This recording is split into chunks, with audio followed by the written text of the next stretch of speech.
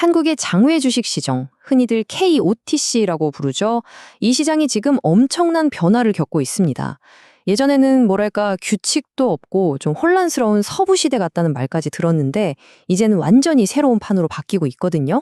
그래서 이번 시간에는 이 변화의 핵심이 도대체 뭔지 한번 제대로 파헤쳐 보겠습니다. 자, 그럼 본격적으로 한번 들어가 볼까요? 지금 우리가 마주한 이 변화는요, 단순히 규칙 몇 개 바꾸는 수준이 아닙니다. 바로 투자자, 그러니까 여러분들을 위해서 이 시장을 훨씬 더 안전하고 또 투명하게 만들기 위한 말 그대로 대수술에 가까운 작업이라고 보시면 돼요. 가장 먼저 정부가 칼을 빼든 이유부터 살펴봐야겠죠? 도대체 뭘 해결하려고 하는 걸까요? 그 핵심에는 바로 이 좀비 기업들이 있습니다. 시장에 좋은 자금은 다 빨아들이면서 투자자들에게는 위험만 안겨주는 그런 골칫덩어리들이죠. 아니, 근데 좀비 기업이 정확히 뭔가요? 말 그대로예요. 실질적으로는 이미 망가져서 회생 가능성이 없는데 어떻게든 대출이나 지원금 같은 걸로 연명만 하고 있는 회사들을 말합니다. 살아있는 시체 같은 거죠. 새로운 규정은 바로 이런 기업들의 생명 유지 장치를 이제는 좀 더 과감하고 신속하게 떼어내겠다는 겁니다. 이 표를 보시면 변화가 한눈에 들어오실 거예요. 정말 확 바뀌었죠? 예를 들어 볼게요. 예전에는 시가총액이 너무 낮아서 문제가 돼도 개선할 시간을 줄게 하면서 몇 년씩 시간을 끌었어요. 그런데 이제는 어림도 없죠. 관리 종목으로 딱 지정되고 나서 45일, 딱 45일 연속으로 기준 미달이면 바로 시장에서 퇴출입니다. 심사 기간도 최대 2년에서 1년으로 확 줄었고요. 한마디로 부실 기업은 더 이상 봐주지 않겠다는 아주 강력한 신호입니다. 자, 이렇게 시장 내부의 규칙만 바뀌는 게 아닙니다.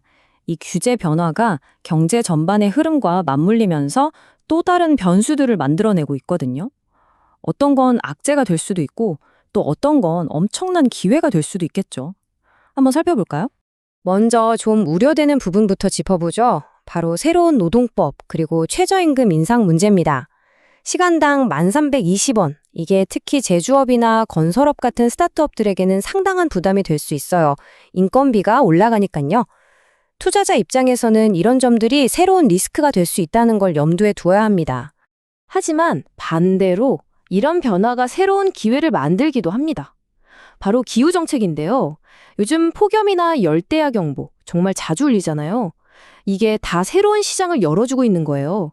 스마트 냉방 기술이라든지 재난 예측을 위한 빅데이터 기술 같은 분야는 오히려 정부 정책 덕분에 성장 가능성이 더 커지는 거죠. 자, 이제부터는 정말 중요합니다. 여러분의 지갑, 투자 수익률에 직접적인 영향을 미치는 이야기거든요.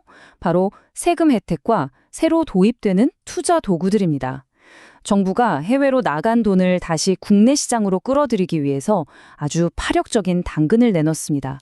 근데 이 당근이요, 아주 강력한 만큼 시간 제한이 있습니다. 정말 중요하니까 집중해서 들으셔야 해요. 특히 해외 주식에 투자하고 계신 분들이라면 이건 무조건 알고 계셔야 합니다.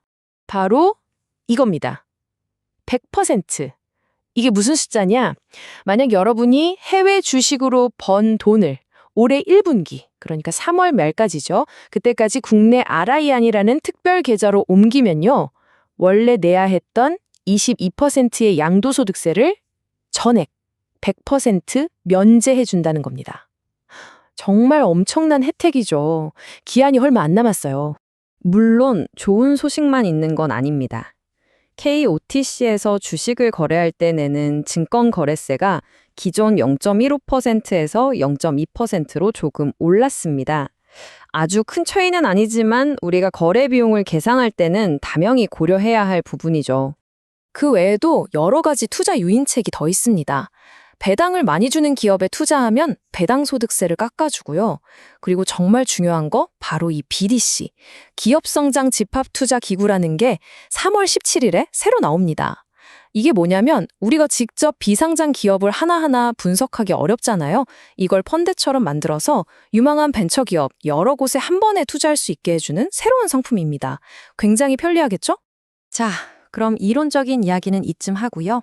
이런 변화들이 실제 시장에서는 어떻게 나타나고 있는지 구체적인 사례를 보면서 우리의 투자 전략을 한번 세워보겠습니다. 가장 최근에 아주 좋은 사례가 있었죠. 바로 K뱅크입니다. 사실 K뱅크 상장 시도를 2번이나 실패했었거든요. 그런데 이번 3월 5일에 드디어 성공적으로 IPO를 마쳤습니다. 이게 뭘 의미하냐면 시장이 꽁꽁 얼어붙은 게 아니라는 거예요. 정말 괜찮은 기술 기업, 성장성 있는 기업이라면 투자자들의 돈이 몰릴 준비가 되어 있다는 걸 명확하게 보여준 거죠. 심지어는 시장에서 퇴출됐던 상장 폐지된 기업들에게도 새로운 기회가 열리고 있습니다. KOTC의 상장 폐지 지정 기업부라는 게 생겼거든요. 여기에 속한 인트로메딕이나 파맵신 같은 회사들은 6개월 동안 다시 거래를 할 수가 있어요. 물론 투자 위험은 굉장히 크지만 어쨌든 이런 패자 부활전의 기회가 생겼다는 것 자체가 흥미로운 변화입니다.